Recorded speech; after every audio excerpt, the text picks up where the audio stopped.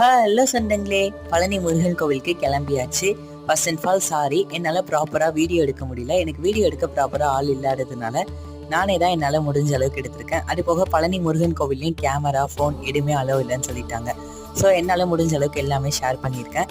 Friday night கிளாம்பாக்கம்ல bus 8:30க்கெலாம் கரெக்டாக எடுத்துட்டாங்க. மறுநாள் சனிக்கிழமை மார்னிங் 6 o'clockலாம் நாங்கள் அங்கே ரீச் ஆகிட்டோம். ரூம் எடுத்து ஃப்ரெஷ் ஆகிட்டு குளிச்சுட்டு கரெக்டாக 9 o'clock மலை ஏற ஆரம்பித்தோம்.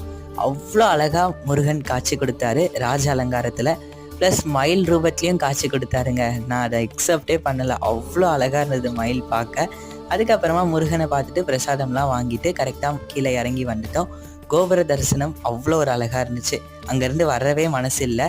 பக்கத்தில் ஒரு 3 கோவில் போகலான்னு நினச்சோம். பட் 2 கோவில் தான் போயிருந்தோம். அதுவும் ரொம்ப சக்தி வாய்ந்த கோவில், ப்ளஸ் ரொம்ப உங்கள் எல்லாருக்குமே பிடிச்ச கோவில்.